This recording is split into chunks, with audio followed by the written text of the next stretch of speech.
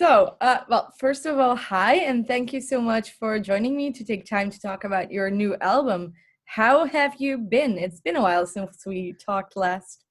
Last time we met, CYHRA on the rocks, and well, it's been a while since we played live, because we did our last shows in February 2020 in UK with Delane, and right after that the lockdown started, and I haven't played since live, which is the longest time I've ever been without playing live. Like.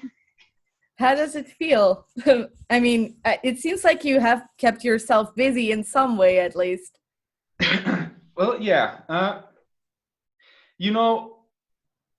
It is what it is. So you just try it and make the best out of it, what you have. Because it was like, okay, no shows, no tours.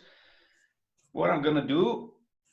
And then I thought that actually my wife said to me that why don't you start a YouTube channel? Because you know how to play, and technology and everything. And I was like, because I had the channel, but it was just like videos I shot with phone, like really stupid thing every now and then. And then I bought a camera. Well, not the first videos I filmed with the phone, but like I said, cheap lightning stuff now I have better.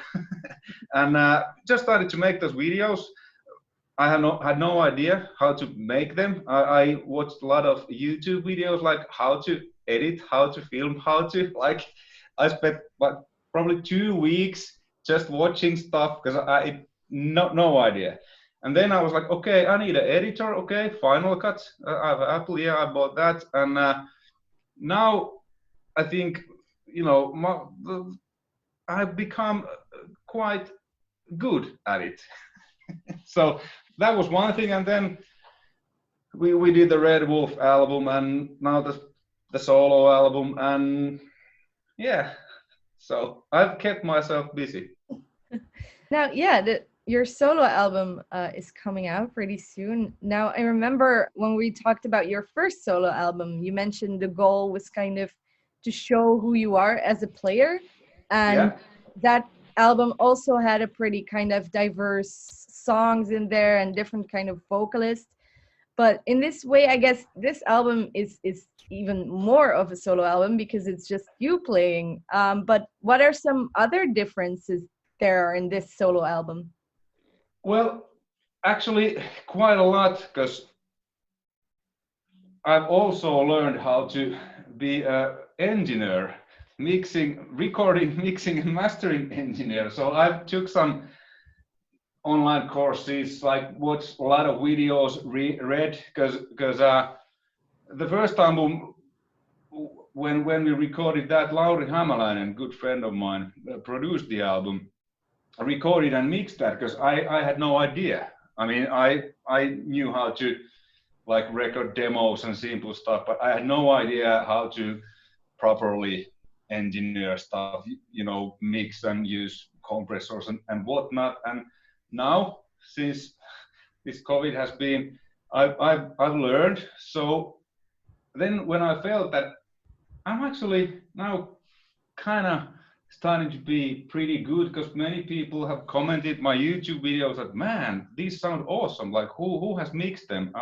I just need me. And then so the solo album, I did everything by myself. I played everything. The drums I programmed, because I started as a drummer back in the day. So I kind of know how to play like really basic drums. So then I just programmed them, and the software is nowadays so good that when you do it properly, like I think I did, because I spent quite a lot of time to get everything so that it sounds like it's real human and not just machine, so that nothing is perfect. There's little, it doesn't go always like that. And I think I succeeded quite well. And then, mixed it and mastered it. When I mastered it, I wasn't so good at that, so I used this plugin that's kind of have different mastering stuff. But now I've mastered, not mastered, but now I know how to like properly master, and I've actually mastered and mixed the album just by myself, just to practice things. But back in the when I did the album, so I just used these plugins and presets that professionals had done. But yeah, so it's this time it's definitely a solo album in the true sense of the word. Yeah, I mean, did you kind of miss maybe that outsider's perspective on the songs, or was it an interesting process for you altogether? Actually, I didn't, because I've never done this before. So it was like exciting, and it was learning, and I really enjoyed that, because I've always heard the songs and the music in my head, like the previous solo album, CYHRA, God's Plague, Sabramatra, whatever I've heard, but the only thing I was able to do was to play guitar. So I didn't have an idea how to make a huge kick drum sound, or how to make the stereo picture wider. And now when I kind of know, so it was really fascinating, because I was like, now I can get the sound from my head to other people to hear exactly like how I'm hearing that. So it was really fascinating. But of course, it was a different thing than, let's say, with CYHRA, where we do all as a band, and I'm also waiting for us to go and record our next album. That's probably in a year or so, because we're gonna tour first. But I enjoyed it. I mean, sometimes it can be because you don't have any outside ears to say that, hey, dude, this sucks. So you kind of just have to. I was like, I'm gonna trust myself. I've done this for 25 years as a professional, so I was like, it's time for me to, do something on my own, and just, if it's when I'm satisfied, then if somebody else is good, if somebody else doesn't like it, that's okay. I don't care. I like it. So was this songwriting process for you, was it mostly based on improvisation, or what was behind the whole process? Well, all of the songs, like on the Red Wolf album, they first time appeared as like intro songs on my YouTube videos, like 1-minute clips. And the way I wrote them like really fast, because let's say I have this amplifier, I'm gonna demo it. I'll play the amp, and whatever it tells me, okay, this kind of riff.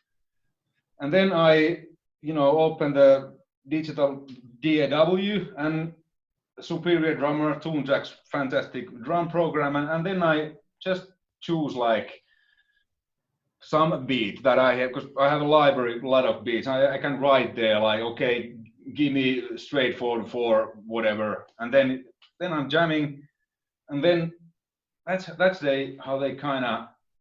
It was almost like being in a rehearsal place, because I was jamming with a drummer, but the drummer was, a machine. Or actually, many times, because on the Superior Drummer, the program, there's beats played by real drummers, and many times when I wrote something that what I like, or then I played with keyboards, because you can also like play on there, and then it suggests beats played by real drummers. And many times it was John Tempesta or Mike Tempesta, John, whatever, but the guy who plays in Rob Zombie, and many times it was his beats that I really liked. So in a way I was jamming with Mr. Tempesta, and in a way he also plays on the album, because many of the beats are originally played by him, which I just edited some parts, like, okay, here's too much kick drum, okay, I don't like this feel, maybe I will change it. But yeah, modern technology, it's like so amazing, because I was like, yeah, damn, I'm jamming with Tempesta here. Is that something you kind of always wanted to learn how to do, but never had really the time for? This whole, Yeah. yeah, definitely. I've never had time because I played like minimum 60, maximum 130, 150 songs a year plus traveling.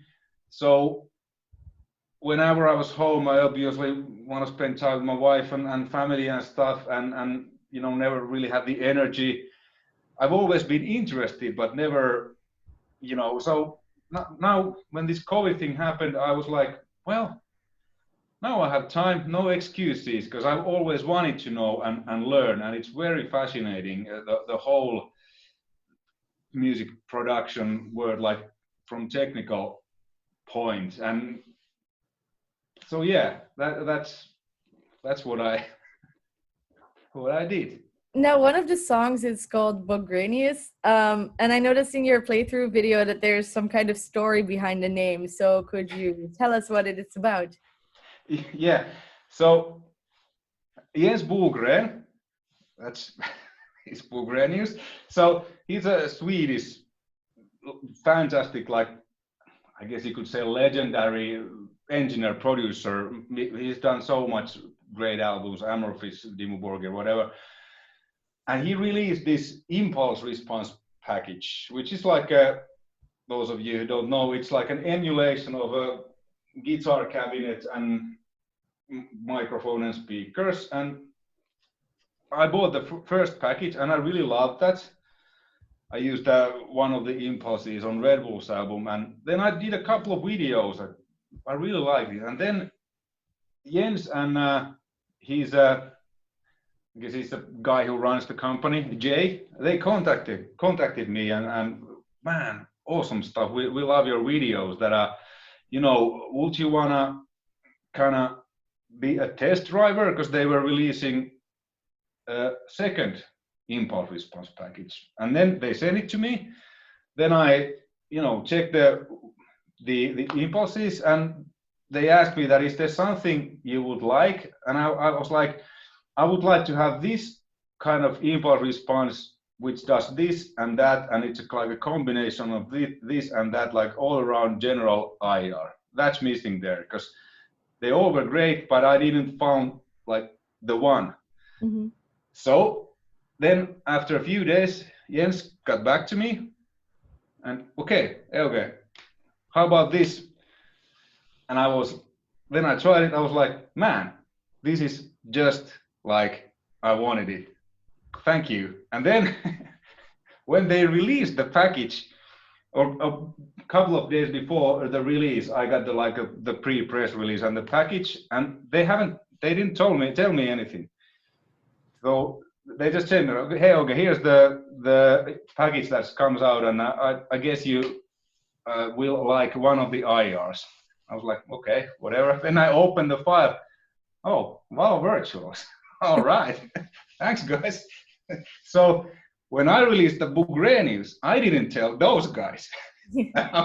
So then I just said the PR, like, hey, Jay, Jens, here's my next single. I think you know.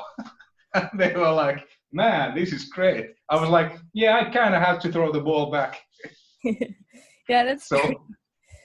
And that song was the song I used when I did a video about Jens Bogren's that impulse response pack that my signature IR Valovirta is included. So it's first time that song was on that video, and then I, you know, redid it to the album. So yeah, the cycle was, you know, complete. Is there any other fun stories connected to any of the other titles that you came up with? Well, yeah, I mean, they all have a story. Scary Frankie is Mr. Scary is one of the George Lynch's signature songs, and the intro riff, at least to me, it reminds me of Tilkin, George Lynch's band. And when I wrote that riff, I used this guitar, which is Frankie, Eddie Van Halen's Frankest. I mean, this is a replica, but so that's where Scary Frankie. Mm-hmm. And then, Pasadena 78, that's like, because Van Halen is from Pasadena, and 78 was the year that their first album came. So that was kind of like that Californian whatever. And, they all have Young Forever is like, because it's kind of like AC/DC, AC/DC, Malcolm Young, Angus Young. So it's like kind of like AC/DC Forever, but Young Forever. So, and many other, they all have a fun story. And the last song, which is really really personal, that I started to write that when my grandpa died. Then I finished that song when Alexi died. We were friends for 20 years, not the closest, but we played on each other's albums and had always fun when we hang out. And so I was quite shocked when that happened, and I went back to that song what I started to write when my grandpa died, and then I finished that. And the original video I posted on YouTube shortly after Alex's passing. I didn't write anything that it's about that. I just wrote like Song for an Absent Friend, and I basically played it right after I finished it. Like it's like live playing. I feel myself. So yeah, that's like a bit of a kind of serious story. The other titles are a bit like tongue-in-cheek. Yeah. Would you say this record is kind of your homage to some of your favorite guitarists? I guess you could say so, yeah, because there is like the Bad Boy. It's my amplifier, my legendary JCM 800. Its nickname is Bad Boy, but Bad Boy is also refers to John Sykes, who released a live album, Bad Boy Live, and he wrote Whitesnake's, Bad Boys. So that's kind of that, and Scary Frankie, Pasadena, Eddie Van Halen. I guess the influences obviously comes through, and I've always been a huge Van Halen fan, but before I think it hasn't like shown on my playing, because people always refers to Zakk Wylde, Dimebag, John Sykes, but never Eddie. And so this time I wanted to highlight that too, that he's been a major influence on me. And I was a fan even before I started to play guitar as a real kid. That's probably one of the first rock albums I got was 1984, Van Halen. I was just like a small kid, but so yeah, in a way, this kind of, because the first album, like we discussed back in the day, that it was like a who I am as a guitarist, and this is like a, what's the word? Continue, like addition. Yeah. To that, so more sides of me, and it's an instrumental, so there's even more of that wiggly stuff. Yeah. Do you remember the first time you heard a Van Halen song? No, because I was, or maybe now when you asked, probably in kindergarten, or I somehow have jump, because I was a small kid, and then I was like, what is this?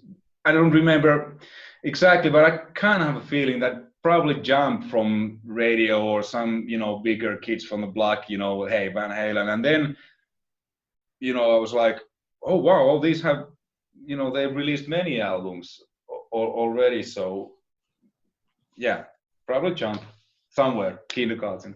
Yeah, I remember you mentioned that you started playing to Metallica or something like that. or it's in my mind somewhere that we talked about this before, but did you also learn guitar through Van Halen maybe, or was that at a later stage you kind of? It was a bit later because Metallica is it's, to me at least, it's a lot simpler because it's basic chords, and the rhythm parts and the lead parts are like separated. So James Hetfield plays rhythm, really powerful, great riffs, which are quite, or some of them are quite easy to play. And even when I started, I was able to learn them, pretty fast. But that was like, oh wow, hey, I can play, do do dee do, or and because Van Halen is like, it's all over the place. He plays lead and rhythm and everything at the same time, and inverse chords and sus chords, and that came a little bit later. I remember trying to play that stuff. I was like, oh, not yet. I guess I gotta practice a bit more and stick with Metallica. But yeah, so that came a bit later, because Eddie is a genius. And I still can play like Eddie. I mean, nobody can, but I quite closely. So Yeah, you're getting there. No. I'm getting there. But that's never been my goal to sound like Eddie or sound like anything else. I've always wanted to have my own sound and sound like myself. But obviously, my influences come through, especially few guys that I mentioned. But that's just I don't think about that. Now, how do you see the future of your solo material? Are you going to continue working on songs like that, or? Yes, because after that, I probably released, I don't know how many videos, and usually not all of them, but many of them have songs. And like I said, I wrote those really fast, but I guess that's also a good thing, because then you don't really overanalyze anything. You just, whatever comes. And many times the first intuition is usually ends up being the best. So I've written a bunch of stuff after, because the album is coming now on June 30th, but I recorded that on April something. And then I spent like a week resting my ears, and then I mixed that and mastered, because the lead times and everything. So to me, it's like, those are the songs, like, okay, I did them 3-4 months ago. Now I've written more songs, and I actually, because I've also practiced the mixing and mastering, like I said, so I can't wait to get to work on the next album. But I don't think I need to write a little bit more songs, because some of the songs that on the videos, I really like them, and some of them are like, nah, okay, whatever, that was just that. But then when I have like 10 songs that I really like, that are good for my solo album, then I will record the next one, because now I can do everything at home. So it's basically like, obviously the gear has costed me and stuff, and the distribution costs a little bit digital, but it's like, it's pennies. And so yeah, because it's coming. So I guess, because now I finally can do everything my own. This is kind of, because John Five, one of my favorite guitar players, he said that he plays Rob Zombie. They write songs for that. They go on big tours, but then he releases his solo albums, which are instrumental albums, like every couple of years, probably every year, which he does himself just for fun, and people enjoy them, and it's also a little bit income. So that's kind of my plan to do also. And I kind of know the songs that, okay, this is going to be my solo album, because on a couple of videos I wrote songs that I was like, this is going to be for CYHRA. And actually Jake said to me that, hey, don't put that song in everywhere. This one is reserved for CYHRA, right? So it's just like ours. Yes, I was like, yeah, I was thinking about that. Don't worry. And then I have like 5 or 6 songs already for Red Wolf's next album. So Yeah, lots of material there. I remember we talked last time if you were interested in doing a live show, and you know, you wanted originally to have all the singers there for the previous album, so I guess that didn't work out logistically. But with your with an instrumental album, I guess it's a little bit different, you know. Are you planning to do something, maybe a moment during a CYHRA show or something? Actually, I haven't, because hopefully this COVID thing will be over soon. So we are having a bunch of shows coming with CYHRA. Some of them are announced, like the Finnish shows and the European tour. But then there's more. So, because I mean that's my main band. I mean, we're a, you know, big label, and there's actual business involved. So that's the main thing. But the solo album stuff, I mean, I could play basically on my own with a laptop, because I have, you know, I have the drum tracks and bass tracks. But obviously, it would be cool to play that with like a real drummer and bass player. But I don't see that happening anytime soon, because first, when the world opens, I'm gonna focus on touring with CYHRA. Yeah, of course. Anyhow, I think that's it for my questions. Do you have any last thoughts you want to share with your fans? Well, it's, I mean, this whole COVID thing, it kind of turned everything around. And if this COVID wouldn't have happened, I probably wouldn't have made this solo album, made the Red Wolf album, because I have learned so much by doing things. You know, first the YouTube thing, how to, you know, record the songs, how to film, how to do videos, how to this and that, and then the whole music production, mixing, recording, mastering, engineering, and the kind of the support that I've gotten from, you know, fans and subscribers. It's been like, it's really, I don't know if I, you know, when I started the channel, if nobody would be interested, I think it's like, okay, yeah, that's not my thing. But now I've gotten over 12,000 subscribers in, you know, a little bit over a year, and some of them I've gotten like so much positive messages and stuff that it almost feels like playing live. You know, you do a show, then you meet the fans, you talk with them, and you know that could be the highlight of their, you know, shitty week or something. And I've gotten that the same feedback from my videos, because when I play them, I actually play on those videos, so I'm not mimicking anything except on the official playthrough videos of the solo albums, because there's like, you know, 10 guitars going, so you know I'm playing only the one of them. But well, long story short, thank you. It's been, I mean, I probably will last my mind, you know, being here, but the interaction, it's not the same, but it's still interaction, the feedback from fans, and the occasional "fuck you, you're an idiot, go home." Well, I am home doing this, so thanks. So, but those are I find those actually funny. Not, I mean, those are really a minority, but there's, I mean, it's obvious. There's always somebody who thinks somebody's an asshole. So that's okay. So, but yeah, it's been so. Yeah, thank you for the, you know, support and, you know, nice words about the music, the videos, my bands and everything. It means it means a lot. It means probably more than people thinks it means, because it's always like, when fans like, oh, your music means so much to me, but I think it's, you know, equal.